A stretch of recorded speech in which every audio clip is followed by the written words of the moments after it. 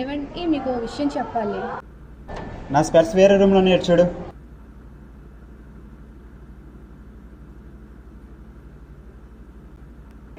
ఇక్కడే ఉంది.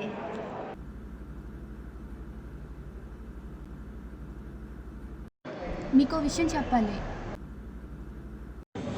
ఇప్పుడే చెప్పాలా?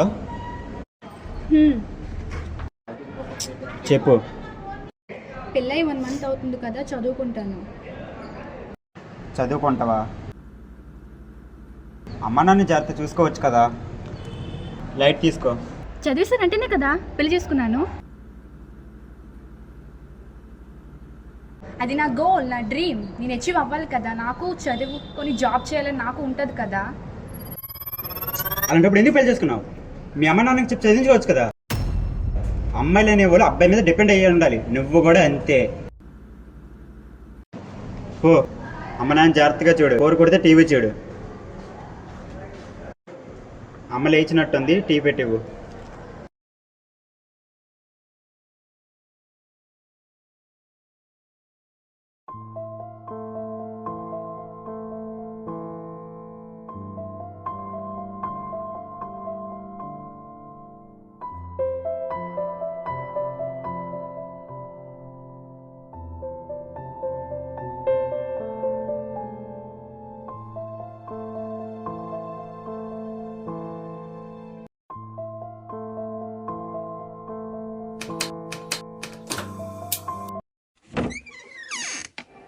జాబ్ పోయిందిరా.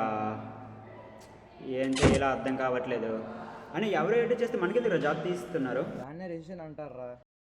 ఏమంటారా? ఏట అర్థం కావట్లేదు. పోనీ అక్కడ ఏమైనా జాబ్ దొరుకుతుందా? ఇక్కడ అందరి పరిస్థితి అలానే ఉంది. మరేంట్రా, మరి నీ పరిస్థితి ఏంటి?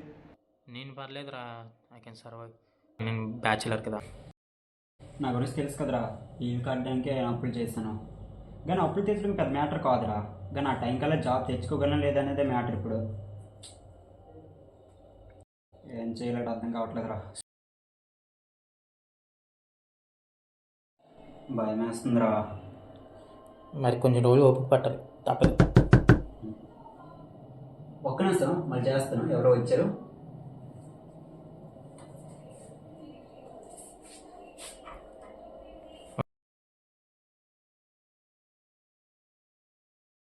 నాకా?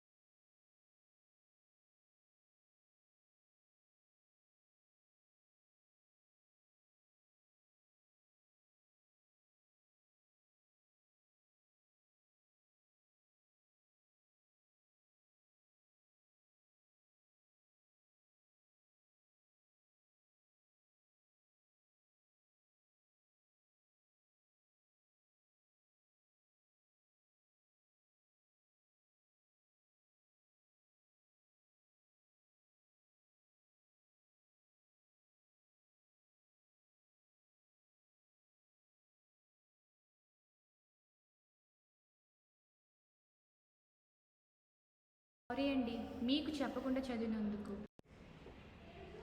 నాకు చదువు అంటే ఇష్టం, ఉద్యోగం చేయడం ఇష్టం. డబ్బు సంపాదించడానికో మిమ్మల్ని పోషించడానికో కాదు. నాన్నకు నన్ను చదివించడం ఇష్టం లేదు, అమ్మాయిని కదా. కానీ ఎలాగోలా చదువుకున్నా. ఇప్పుడు పెళ్ళైనా కూడా భర్తగా నువ్వు నన్ను అర్థం చేసుకోవడం లేదు. భార్యని కదా. ప్రతిసారి మిమ్మల్ని గెలిపించడం కోసం మేము తగ్గుతూనే ఉన్నాం. అందుకే మేమంటే మీకు లోకువ. We are not dependents, we are independents.